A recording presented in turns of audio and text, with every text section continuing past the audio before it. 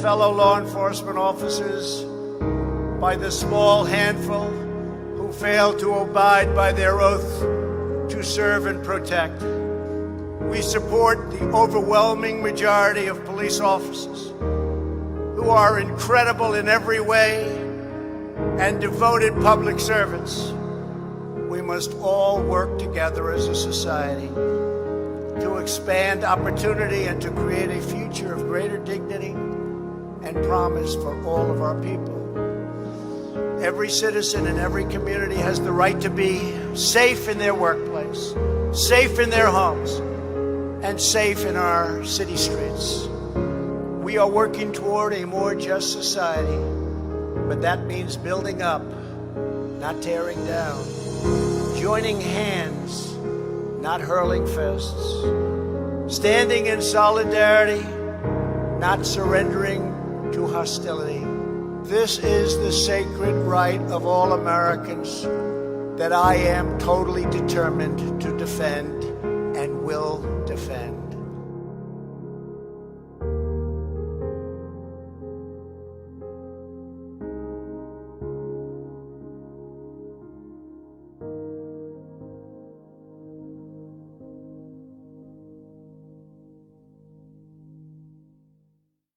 Good evening, everyone, and welcome to Black Voices for Trump Real Talk on Team Trump Online.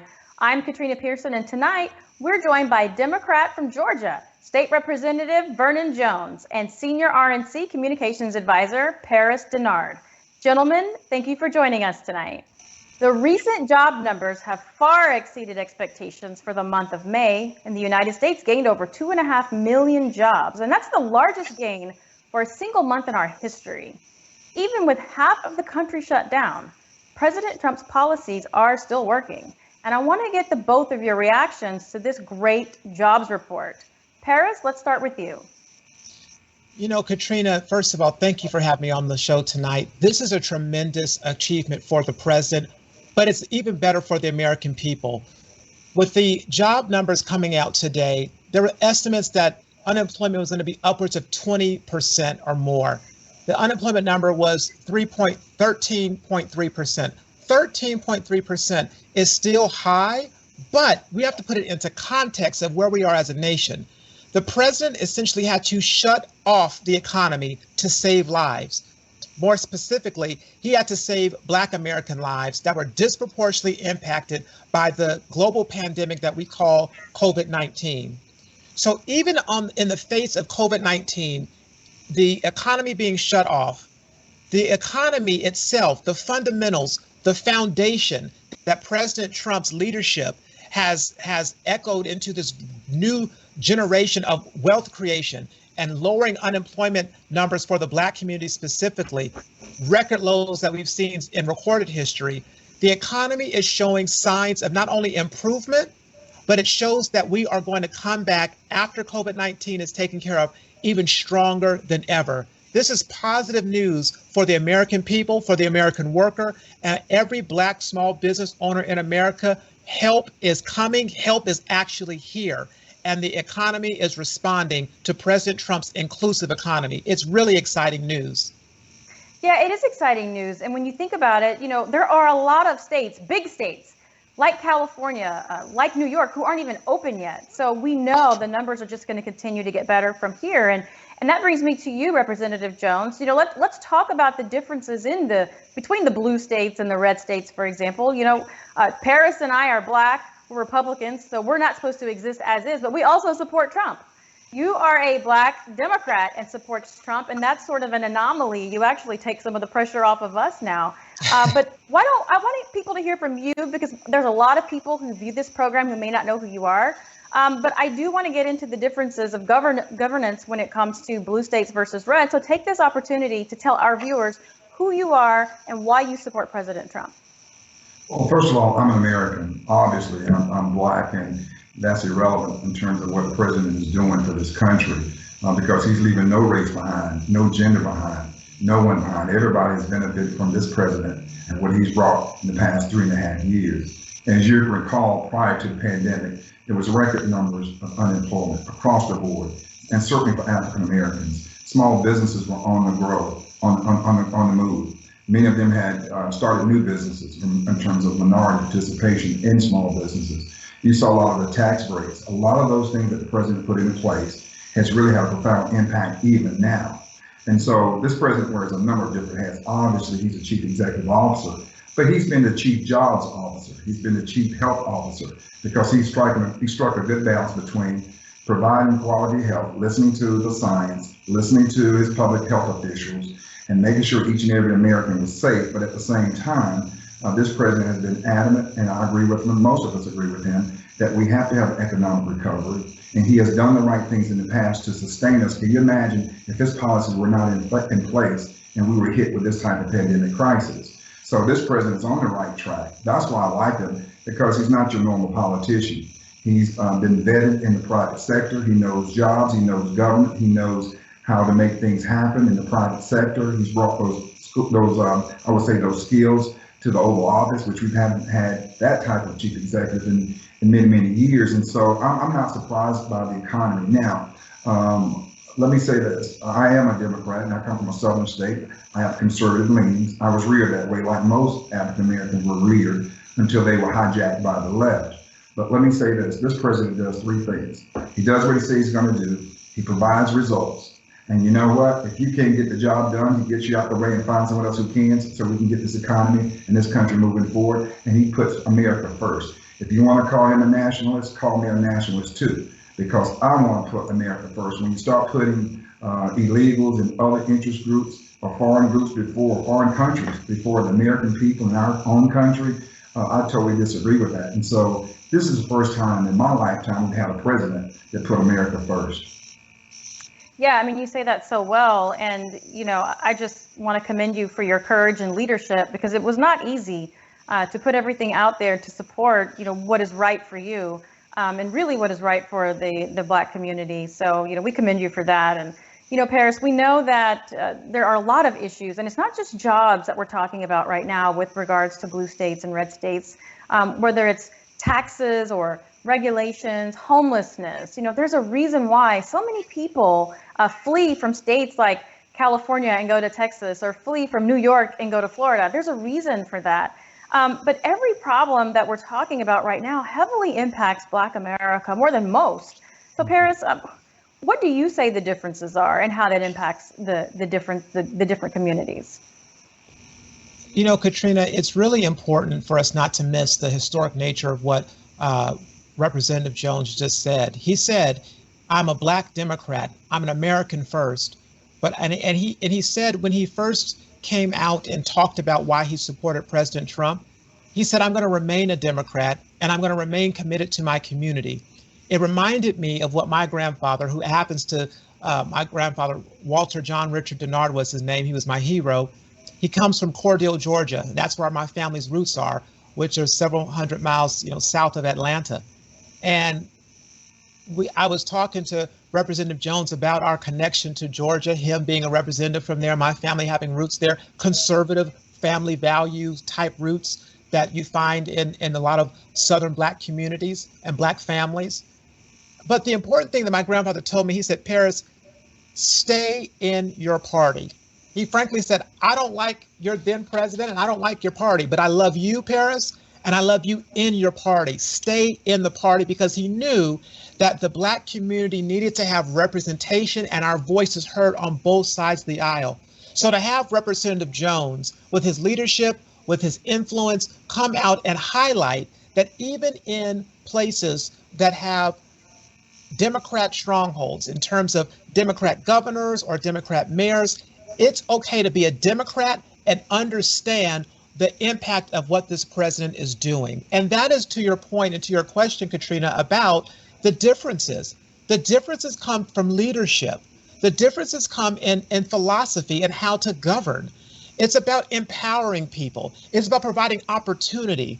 And when you look at the Democrat mayors, unfortunately, that are presiding over a lot of the rioting and the looting that's going on in these Black communities across the country right now in response to the tragic, horrific, and unjustifiable death of George Floyd, they are not doing the community any service by allowing or not following a strong hand to restore law and order, to protect the small businesses that were built by Black communities. It's about Black wealth. It's about Black lives. It's about justice. It's about economic freedom.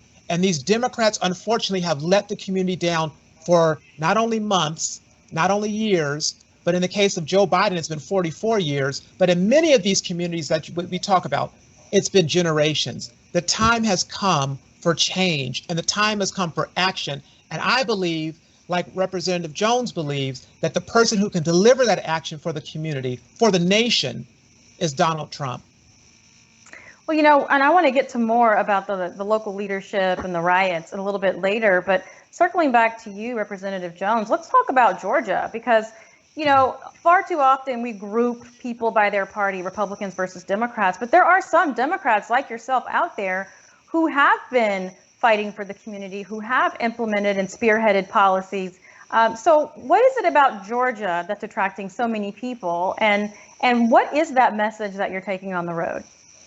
Well, one of the things you can say about Georgia, we're unique here. We recognize that people are different shapes, colors, orientation, but leadership is more important than anything else. We've had in the past good leadership where Georgia has been a job creator. We've been open to businesses moving here. We've been open to small businesses getting started and providing them the tax incentives and other types of incentives. So not only they can start the business, but grow the business. So Georgia's been attractive. As a matter of fact, we've invested in our infrastructure, water and sewer, roads, etc., and providing a climate where the regulations are less here, where people want to come here. The fees are less. Many of the taxes are lower here than many other places. You have them come from California and other places where they've been literally taxed out. They can't afford it anymore. So you can come to Georgia for a quality of life. I will say this, when having run a government and been the chief executive officer of a large urban county, I can tell you that local leadership is extremely important, though. And I happen to be a Democrat. I didn't leave the party left me.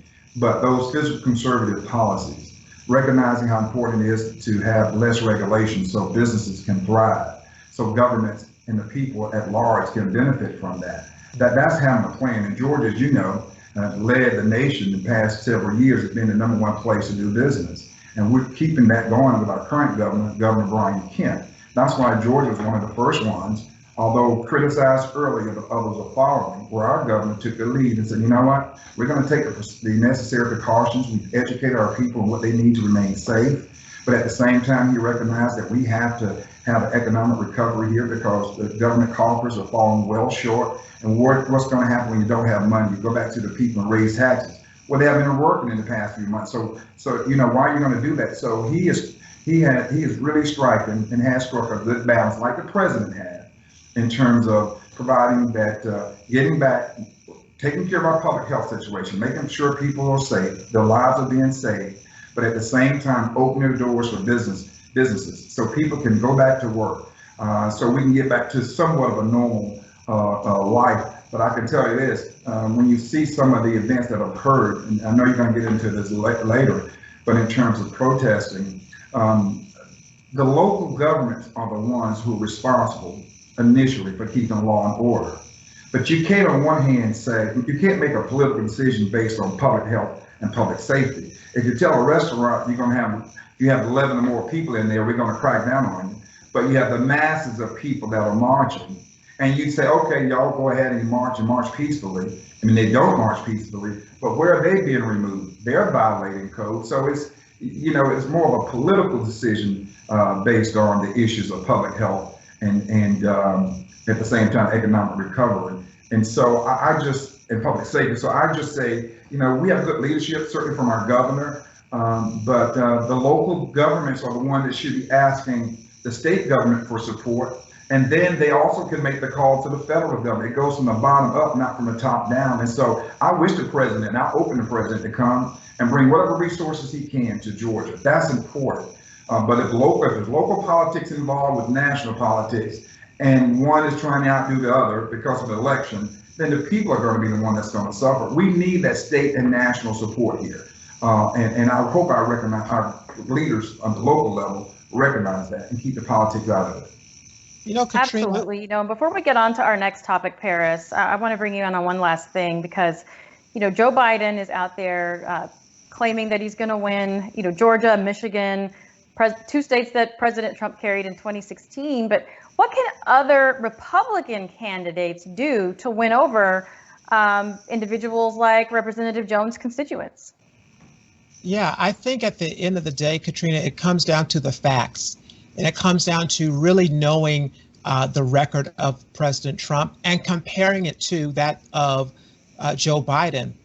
Joe Biden said in that now infamous interview with Charlemagne the God, examine my record, man. I think that's exactly how he said it. Examine my record, man. So let's do that.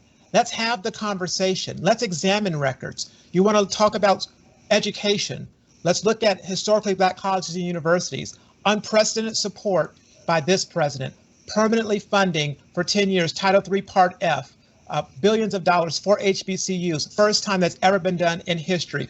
President Obama had a chance to do it for 8 years and failed to do it. Matter of fact, President Obama, while vice president was there, if he was caring about the Black community, he was wanting to fight for the Black community, why didn't he stop the administration that he was a part of from cutting funding from the first budget of President Obama? He sat there silently. When you look at the issue of school choice, which is something that's I know very important to states like Georgia and the Governor Kemp and many other states, but it's also very important to the Black community because we feel that you should not have to be put in a bad school just because of your zip code. It's about opportunity and it's about freedom, educational freedom, and giving parents the choice to place their child in a better school. President Trump has supported that.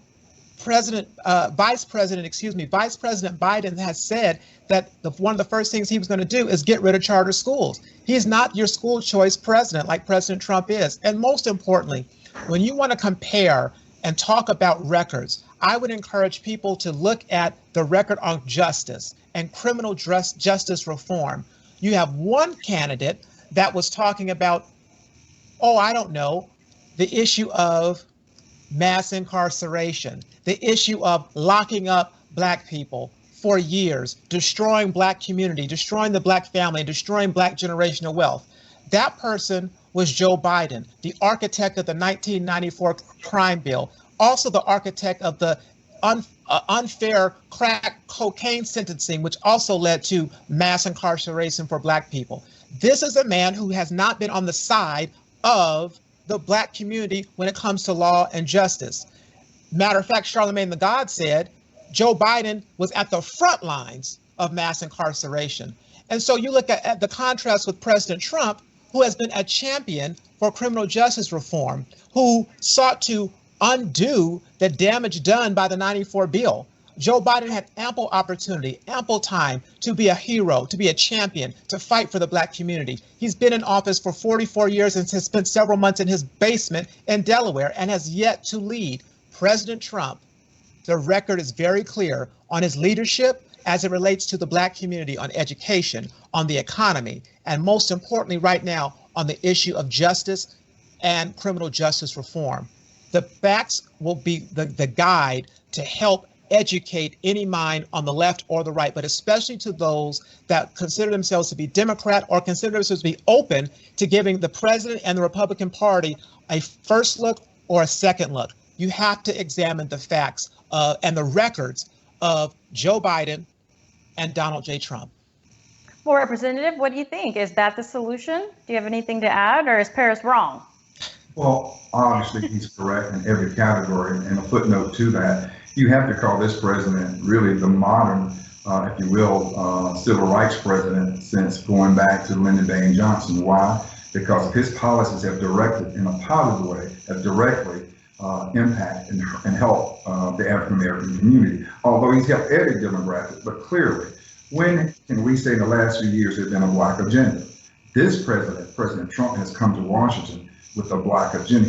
He has come with a people's agenda, but as a subset to that, there's been an African-American agenda. He mentioned through Opportunity Zone districts, obviously historical Black colleges, which I'm a proud graduate of North Carolina Central University. He's helping my alma mater, certainly through prison reform, but job opportunities as well. And I can tell you this, if what I'm hearing is correct, and this president comes through with the Civil Rights Act of 2020, he'll be the greatest president in African-American communities going back to Abraham Lincoln. Maybe not today, maybe not tomorrow, but history will be on his side when people become woke and see that who really helped African Americans. It was Donald J. Trump. And so this president is providing the type of leadership that we've been asking for years. You know where he's coming from. He's a straight shooter.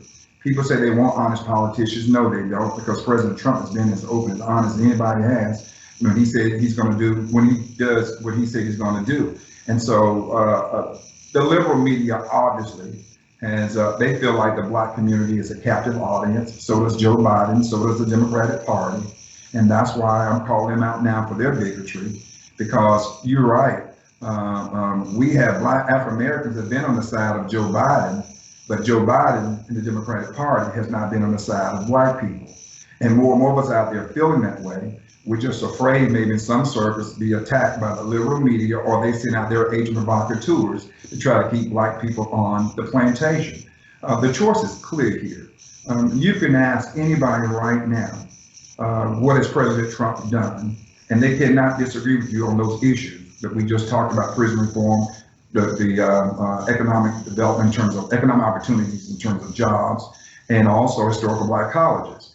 But if you ask anybody right now, well, what did Joe Biden do? Anybody black or white, really? But ask an African American, what has Joe Biden done in the almost past 49 years that has really had an impact on the African American community, other than displacing them from their families, destroying their lives, taking them from their children and their mothers and their fathers, and incarcerating them where the time does not fit the crime?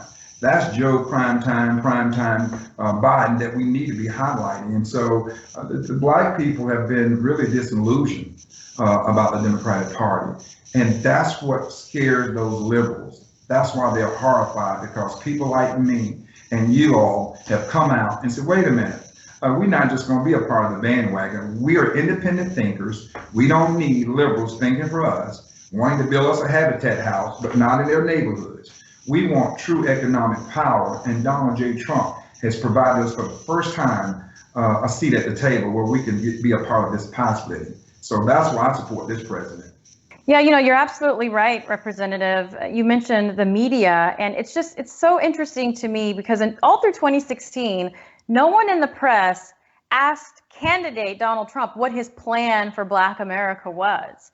But once he got elected, he literally built out this entire system of change, generational change for the Black community. But all of a sudden today, you know, they're making all these demands. What is your agenda for the Black community? And, you know, for us, it's just like, well, where have you been? Are you not paying attention? And I think it is interesting that they're now questioning like this systemic racism, when what they should be doing is asking Joe Biden what his plan is to end systemic racism, simply because he was the one on the front lines who helped implement and maintain for over 40 years systemic racism that we see a lot inside Democrat-run communities. So gentlemen, stay right there. We're going to take a quick break, and then we'll move on to our next topic. If you have a problem figuring out whether you're for me or Trump, and you ain't black, and you ain't black, and you ain't black, and you ain't black. It was hurtful to hear you talk about the reputations of two United States senators who built their reputations and career on the segregation of race in this country.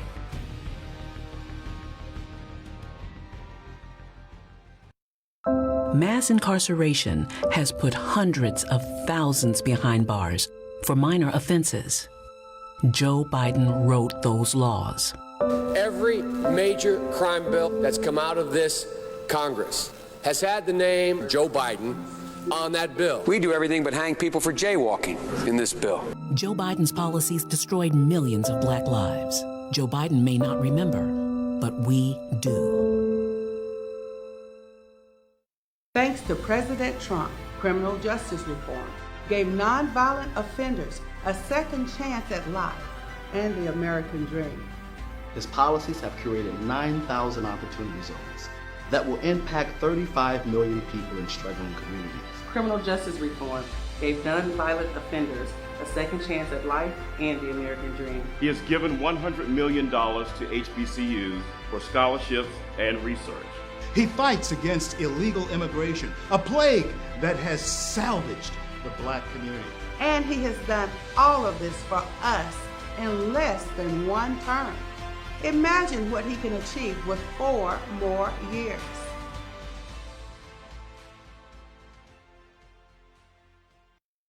And welcome back to Black Voices for Trump Real Talk. I'm with Vernon Jones and Paris Dennard.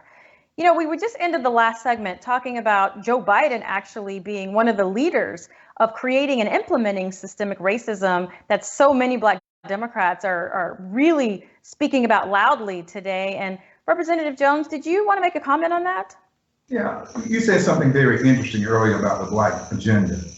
Here's what's interesting. Now, African American can deny this. When President Obama was running for president, and Travis Smiley and others were saying, what about Poor People's Campaign? What about Black people? What are you going to do for Black people? There were these celebrities and others that was telling Travis and me and others, don't ask him anything about that. Let him get elected first. Then he could do something. Don't mess up. Well, he gets elected. Then we start asking about the Black agenda. Oh, well, wait a minute. Don't mess with him right now. Let him get reelected. Well, he gets reelected. Now, in the past 8 years, can anybody really point to the Black agenda during the Obama years? And clearly, Joe Biden was there. Where was the Black agenda? But here's President Trump. He comes in, and he came out of nowhere. He was literally the dark horse.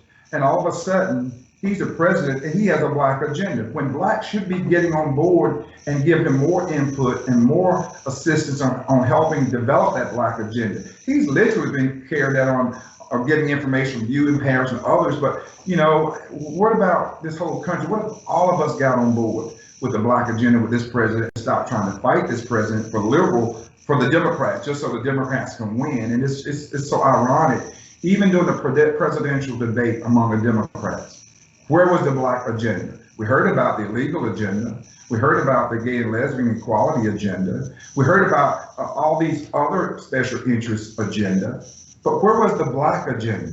There was no Black agenda. Why? Because they believe that we're a captive audience. And if you're Black, or I should say this, you ain't Black unless you vote Democrat and vote for Joe Biden. Well, obviously, I am Black. I am a Democrat, but I ain't voting for Joe Biden. Well, that's so funny that you bring that up, Representative Jones, because a lot of people were asking me, was I offended as a Black Republican? Was Katrina offended as a Black Republican supporting President Trump when Joe Biden said you ain't Black? I pointed out to people, not only was I offended as a Black Republican, but I believe there were many Black Democrats who were offended by that comment, because as Bob Johnson said, who's the founder of BET, he should spend the rest of his time on the campaign trail apologizing to every Black person that he meets because it was so offensive. It was offensive because it says that you do not have a connection to your community if you are a free thinker, if you have an independent mind. You've got to fit inside the box that I prescribe for you as Joe Biden and the Democrat Party. So it's offensive to all the people that consider themselves to be free thinkers and independent minded that may not just want to be riding with Joe Biden. The Black Democrats who were supporting Bernie Sanders or supporting Amy Klobuchar or supporting Cory Booker or Kamala Harris, they too were offended by that comment. But I also think it was a term of voter suppression, because Joe Biden and the Democrats know that because of the record that you've been talking about, because of the agenda that you and Katrina have been mentioning, for the Black people, the Black community specifically, it is making inroads. It's making a connection with the Black community, and they have to stop it at all costs, even going so far as to call you out of your name and to say that you have no connection to your community and say you ain't Black. They are running scared because this president has a Black agenda. He's had one from day one, and he has one moving forward. And even in the middle of COVID-19, he has an agenda to address the Black community to help mitigate the disproportionate impact that this has been having on our community. And reminded me, the story that you told, Representative, reminded me of time when I was speaking at the NAACP's youth conference, and I was talking about the lack of Black agenda for the Obama-Biden administration. And a leader in the NAACP from New York stood up and told me, we've got to give them cover. We've got to get them reelected and give him cover. Right now in 2020, I'm saying no more giving Democrats cover. No more calling what Joe Biden does gaffes. They're bigoted remarks. He has a racist history of legislation that has been hurting our community. No more cover for the Democrats. Let's call them out and let's be honest about the record and the facts. And let's have an honest conversation about President Trump and his real agenda for the Black community. And you know, one other final point on that. Think about when Democrats, white Democrats, voted for Ronald Reagan. They were elevated. They were the Reagan Democrats. It was a good thing. It was a positive thing. Nobody attacked them. But Black people start thinking independently. Black Democrats wanting to vote for a Republican president. All of a sudden, you know, there's outrage out there. How could he be? You ain't Black if you vote for a Republican. That's the hypocrisy. In my own state of Georgia, Zell Miller was a Democrat. I served when he was governor. Zell Miller not only endorsed a Republican, President George W. Bush, but actually spoke at the National Convention. I was there. Attack on him like it was an attack on me. Now, why is it a white Democrat can think independently, but a Black Democrat can't think independently? And so, isn't it something? Just think about he spoke at the Republican National Convention, and it was hashtags cricket in Atlanta, crickets in Atlanta, in Georgia, and in the South, and among Democrats nationally. But wouldn't it be something when a Black person or Black people want to vote Democrat or want to be a part of a Republican convention, there's outrage. You're a sellout, you're this or you're that. That is the bigotry in the Democratic Party. Well, Katrina, that's why I am so proud that we are able to have this program tonight and have Representative Jones on it. That's why I've been so proud to see State Representative Karen Wissett from Michigan and her leadership in the state, especially in Detroit, coming out and just being honest and having integrity about the politics of this nation. I know that those two, you, Representative Jones, especially as a Black Democrat, have taken some very hard hits, personal hits, you, your family, your reputation, and it's wrong. But I am so proud to be with you on this program tonight with Katrina, because I believe you and Representative Wissett and others, so many others that I'm even communicating with, are now saying if they can stand proudly with President Trump, if they can be courageous to do it, not only is there a silent majority, but there's a vocal majority, and you're a part of it. And so I'm just so honored to be with you on this program tonight. No, I agree. I do. Again, I can't say enough how much I appreciate your leadership, because there's been a vacuum in our community for so long. And, you know, I just could not wait to see the day that someone just stood up and said, this is enough. Because it didn't make sense. And, you know, for decades, it's just been the same thing over and over again. Many of the problems that the community is facing right now today can be undone in 1 or 2 election cycles. And it's unfortunate that, you know, we're having to go through, you know, all of this chaos just to get there. But I do think, Paris, you're right. This is definitely a turn for the Black community. We have leadership like Representative Jones and others who are now stepping out and doing what's right for the community, not what's right to keep white liberals in power. And I think that speaks truth to what's happening today. So thank you, Representative, for joining us tonight. Before we get on to our next topic, let's just take a step back. I want to talk about this a little bit more, because we are seeing a lot going on inside of our communities, whether it's police brutality and this perceived systemic racism.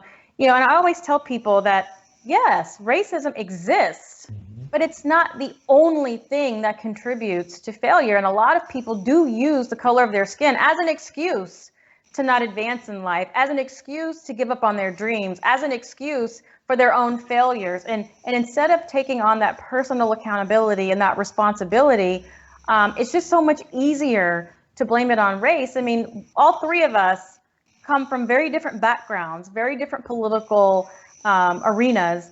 But at the same time, I would consider us all three relatively successful when you look at it. And we all had our own setbacks. We all had our own pitfalls. We call that life. Life is a journey. So I'd like to just take this opportunity to hear from both of you what your advice would be to other Black Americans who are now paying attention, who may find themselves in situations that seem helpless or hopeless particularly when it comes to criminal justice reform, now that President Trump is giving everyone a second chance at the American dream. But obviously, race didn't hold us back. So, Paris, let's start with you. What is it about race that that keeps people from wanting to break through and get out of that mental block and really understand that it's a thing, but it's not the thing? Well, Katrina, we are at a point in our society where people just throw around the word, he's a racist, she's a racist, and it's going to lose its sting. It's going to lose its power because there are racists in the world. There is discrimination. We can't deny that. Right. But what we have to be strong and recognize that this is still the greatest country in the world. Even though slavery was a part of our founding, our founding fathers had the wisdom to write into the Constitution an ability for us to right the wrong. And that's exactly what we were able to do. We have to understand that racism cannot define us. We cannot be gripped by fear. All these isms that they try to put on us to hold us down, to keep us locked up, to keep us down and in the gutter. Yeah. That's a part of oppression. But we have to be honest with ourselves and say, I'm going to trust in God. I'm going to have faith, and I'm going to look to the real history of our community. We are a community of overcomers. We are a community of strong, talented people who impact this nation like never before in politics, in culture.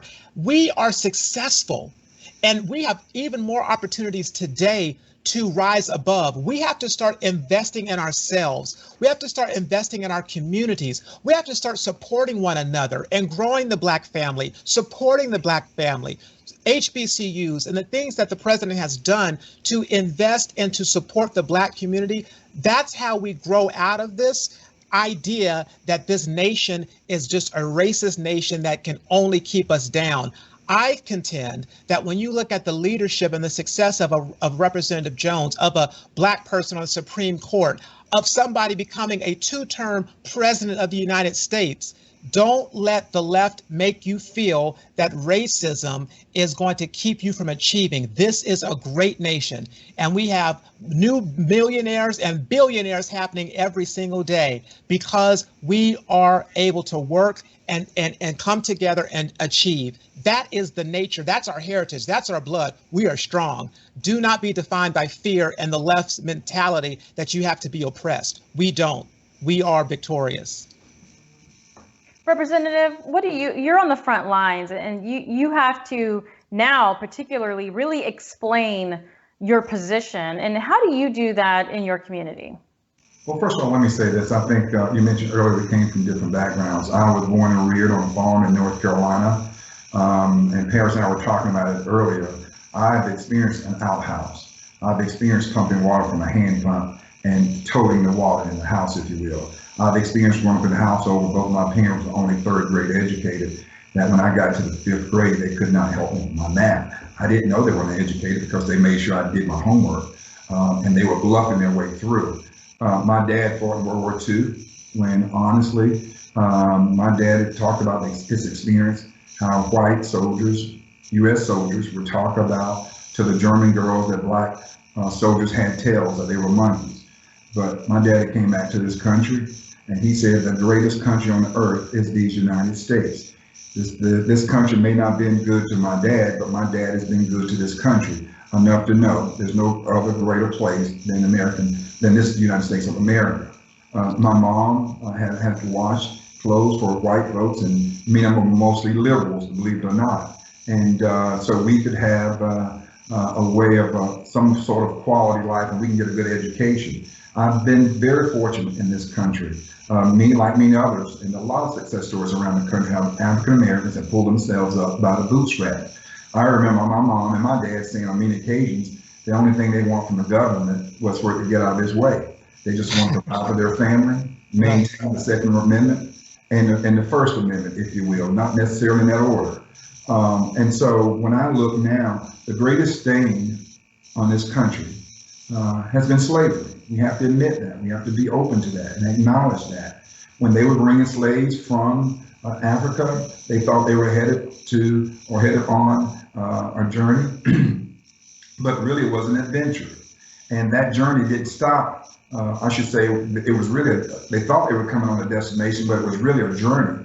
And that destination, they thought it was over then, but no, it continued. And so what I'm saying is that we have to sit down and we're going to have open and honest discussions about this sin and how we get beyond that. Some call it truth and reconciliation. Let's own up to it. Let's accept it. Let's talk about it. The Jewish community talks about the Holocaust and what horrible experiences they experienced, and they won't let you forget about it either. That's important. And so we have to talk about it. We have to sit down and have that dialogue, not be afraid. Now, I don't mean a group of black people talking to a group of black people because we're singing to the choir. We need to have black and white and others to sit down at the table and let's get past this. Let's talk it out. I can tell you this, being in the Democratic Party and voting for Democrats in a block the past 60 years has not helped the black community. Why? Because they're still singing, "We shall overcome." So it takes more than that. It really takes us reaching out and having that open and frank discussion about racism in this country. Yeah, you know, Paris, we hear that all the time. And I mean, talking about it, we've been talking about it for years. And everyone says, oh, we should sit down and have discussions. I don't know anybody that, disagrees with the representative about how bad slavery was. And, and then Representative, you mentioned Jewish people, they talk about the Holocaust. I think the difference is the Jewish people didn't define themselves by the Holocaust. They grieved, they talked, and they moved on with their lives, whereas Black people define themselves by the 200 years of history. And so it's sort of like trapped, through trauma in this conditioning. And so I think that's really the difference. I'm not quite sure what more talking about it's going to do. It's more about healing, which can only be done inside the community.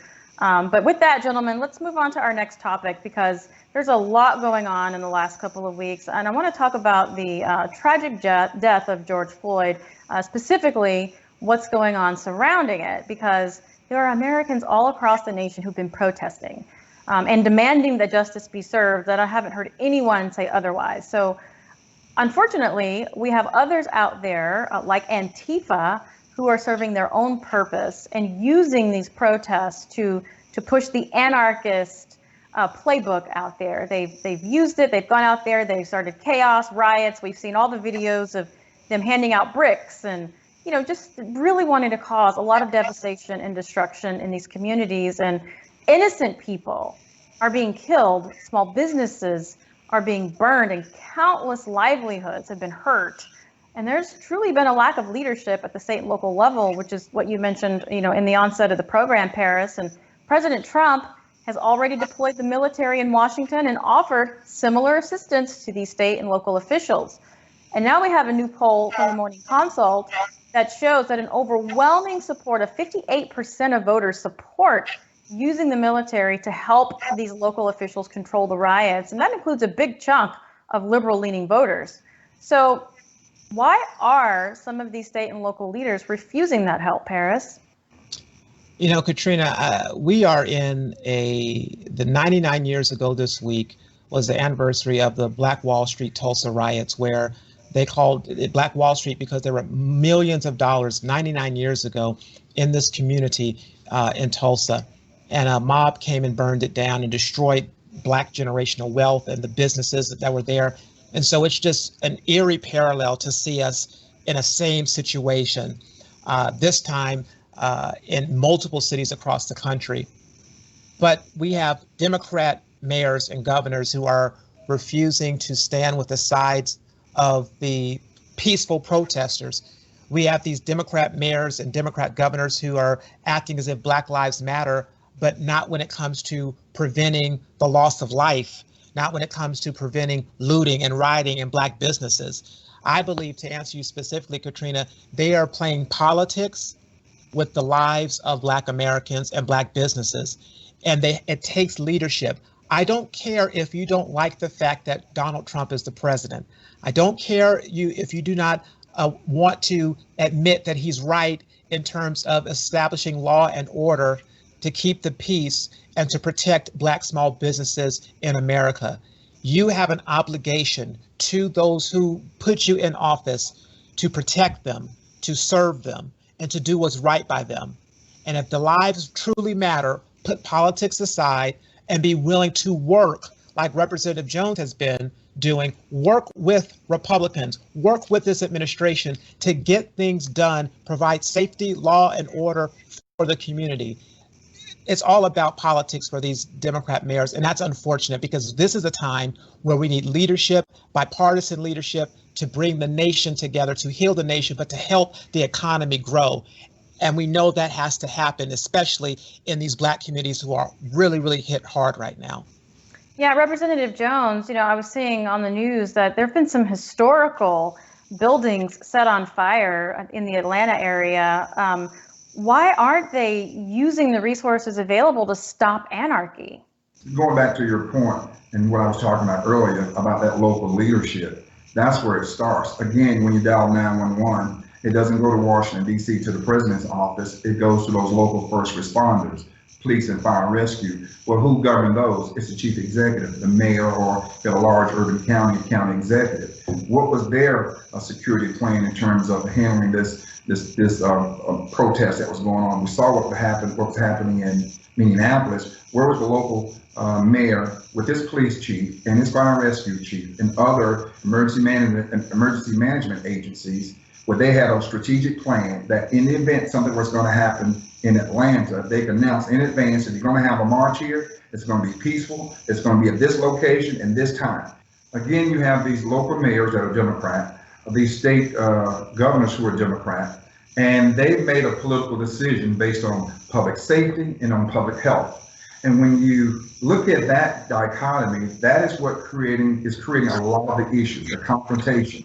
And don't forget what's hanging out there, the elections. So, one party, and then primarily the Democratic Party, they want the president to fail. They want to blame these local risings on the president when all he's trying to do is step in because they're not doing their job. But it's almost as if the liberal media and others, they want these protests to take place. You would think that those local mayors, with the surrounding support of local law enforcement agencies, would have had a plan in place, a comprehensive plan, that in the event that things start to happen, they could execute those plans. You don't hold a press conference during the middle of a riot and say, hey, this is what we need to be doing, y'all need to go home. Well, first of all, most of the people who should be going home are not watching TV.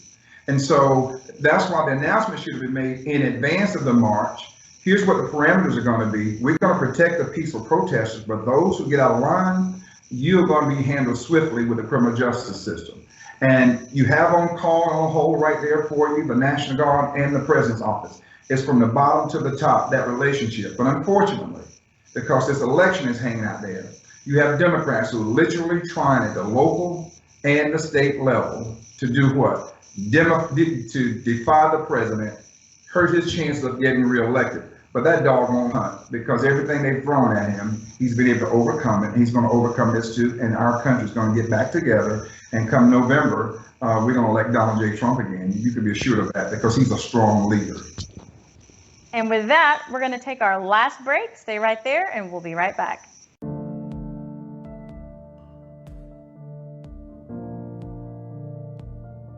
I'm free to hug my family. I'm free to start over. This is the greatest day of my life. My heart is just bursting with gratitude. I want to thank President Donald John Trump. Woo! Thank you, thank you, thank you. I'm Donald Trump, and I approve this message. People are really looking for something. I think you have to go out and really work hard. You've sort of become like a folk hero. There are no better builders than we have in New York, and a big percentage of that is Black and minority folks, and I'm very proud of it. I say to the African-American people that have to suffer, I'm going to fix it. I'm going to fix it. The Black unemployment rate, the lowest in history. 1.3 million jobs, more than 1.3 million jobs added for African Americans. You talk about the First Step Act, thousands of people released from jail, 90% of them being African American. And I want to thank our incredible president. Funding for historically Black colleges and universities. Opportunity zones, almost 9,000 of those in marginalized areas. this president has done more for African Americans in a matter of 2 to 3 years than any president in my lifetime. I'm Donald Trump, and I approve this message. If you have a problem figuring out whether you're for me or Trump and you ain't black, if you have a problem figuring out whether you're for me or Trump and you ain't black, and you ain't black, and you ain't black.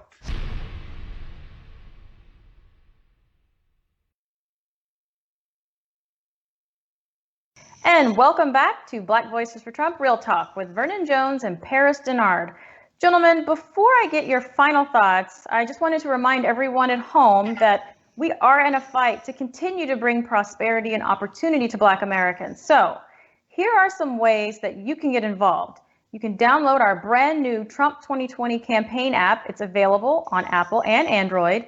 You can go to armyfortrump.com to also join the fight by attending trainings, hosting MAGA meetups, and helping with phone banking.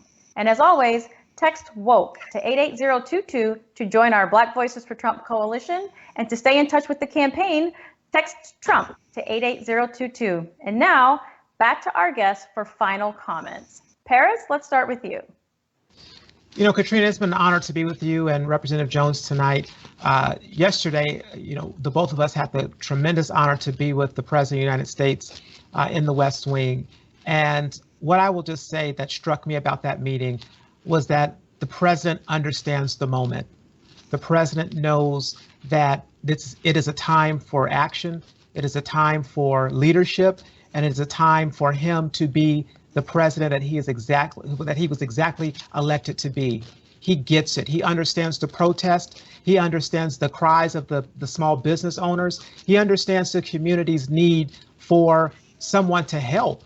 And he knows that Democrat leaders have failed them for many, many years, as they're failing them now to provide law and order while their businesses burn. I was so touched by the fact that the president wanted to listen, but more importantly, that he wanted to have action, and he was ready to lead and to continue to lead because his agenda has never stopped for our community. And so as we move into this election season even more, the contrast has never been clearer. While Joe Biden was trying to lead from behind from his basement in quarantine, President Trump has been there consistently leading for the Black community and all of Americans by putting us first. It was a great day. And today I'm honored again to be with you all. Yeah, you know, I have to admit that was a very enlightening meeting just to see how committed that the president is to all Americans and how really it's all about the solutions. And yes, unfortunately, many of the solutions that, you know, are being rioted about right now are state and local solutions. 100%. So, you know, I'm just proud that we have a president who has offered, you know, his full resources, the full extent of federal resources to these state and local communities to help heal their communities. So you're right. We have the right leader for the right time. And hopefully other leaders can look at this example and do what's right for the Americans that they are supposed to be serving as their front line of defense. So Representative Jones, do you have any final thoughts for this evening? Well, first of all, I too want to say thank you for letting me be a part of this instrumental body in helping Donald J. Trump get reelected. You have some fine quality people working very hard for this president. So I want to thank everybody out there. And certainly Paris, my first time I had an opportunity to share a platform with you, and I'm a big follower, big fan of yours, as well as Katrina's. You guys know that. This is a very serious election, and I know we always hear people say this is the election of a lifetime, but this really is the election of a lifetime. Donald J. Trump has done more in 3.5 years than most presidents have done my entire lifetime. Nobody can disagree that prior to the pandemic, that the economy was humming. Record numbers of unemployment, record numbers of small businesses getting started, record numbers of other businesses growing and expanding their businesses. People's pension and all the other investments were rising on the increase. You were making money. Those folks who never had a job or been out of the job market for a long time, they were able to get jobs and start providing for their families. Taxes were cut. Those who had offshore accounts were able to bring money back here and not be over penalized, so they can invest those dollars and help renew America and help grow America. This president has taken a national and international stand. He has called on all those foreign countries who have taken advantage of these United States for many, many years, even though our past presidents have acknowledged that we've been taken advantage of. They didn't do a thing about it. This president stood up to all of them, the bullies, those who were just straggle-ons, and those who didn't have any leadership. He has started to lead the world stage. And you know what? They know that this president is going to put America first. No longer are they going to get these deals where America is going to be taken advantage of. I look at the farmers, and I'm a farmer. What this president has done for agriculture and helping our farmers so they can pass along their farms to their children and their grandchildren. I look at manufacturing jobs that were lost that are now being brought back due to this president when the previous administration said no more manufacturing jobs. Small America, rural America, inner cities, urban America. There's not a place, there's not a country, there's not an individual that have not been impacted on a positive way by what this president has done in the past just 3.5 years. Now, can you imagine letting him finish the job and let him put America even farther ahead? And he's definitely going to leave it better than he found it. And so I ask everyone out there, blacks, I know you may feel, to my friends and colleagues who may be African Americans, I know you feel like, how can you be black and support this president?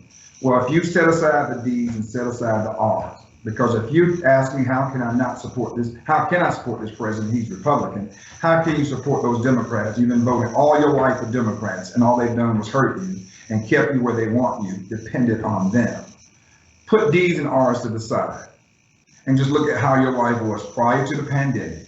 If you were living a great life and you had a job, you had opportunities, and your family was doing well, then there should be no problem voting for Donald J. Trump. But if you're being intimidated or you're being psyched out and you think that, okay, well, they'll get it right for us this time, they are not going to get it right for you. The Democrats do not have an agenda for African Americans. They have it for others, but not for African Americans. This president is good for America. This president is good for each and every community. And I ask everybody to join me in electing, or I should say re-electing, Donald J. Trump, president of these United States. And thank you all for having me on your show. Well, thank you, gentlemen, both for joining us on Real Talk tonight. And thank you to everyone at home for tuning in. Tune in 7 nights a week for more Team Trump Online, and check our online schedule for the next Black Voices for Trump Real Talk. Until then, stay safe, stay healthy, and we'll see you next time.